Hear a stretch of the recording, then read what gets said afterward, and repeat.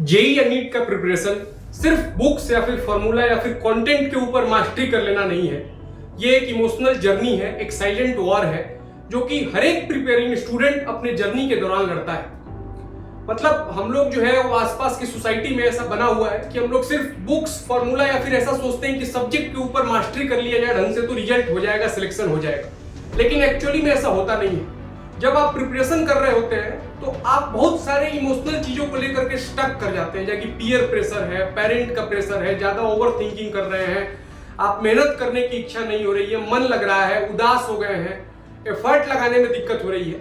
तो इस प्रकार से मिलती जुलती जो समस्याएं हैं उसको इमोशनल चैलेंज की कैटेगरी में रखा जाता है। और बिना इमोशनल चैलेंज को कॉन्कर किए हुए सक्सेसफुल हो पाना या फिर एग्जाम को क्रैक कर पाना ये लगभग नामुमकिन जैसा है। तो आप इस तरीके से बेसिकली समझिए कि सिलेक्शन जेई या नीट में सिलेक्शन हो जाना एक सब्जी की तरह है जिसको बनाने के लिए सिर्फ ऐसा नहीं कि वेजिटेबल्स, रॉ वेजिटेबल्स का रिक्वायरमेंट है। उसके लिए बहुत सारे इंग्रेडिएंट्स, मसाले लगते हैं, उसमें नमक लगता है, हल्दी लगता है या फिर और जो भी आप मसाला डालें।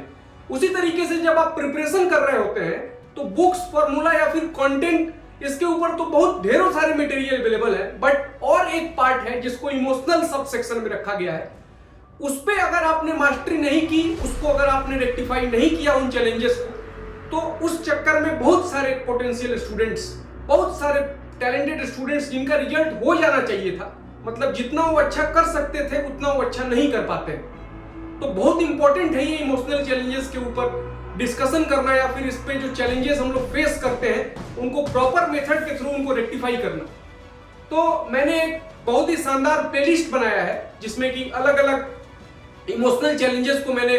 उसमें डिस्कशन किया है, फिर उसके बारे में बताया है कि इसमें किस किस प्रकार की दिक्कतें आती हैं, किस किस सिचुएशन में ये अराइज होता है, और इसके साथ ही उसके सॉल्यूशन का भी मेथड मैंने बताया है जिसे मैं अपने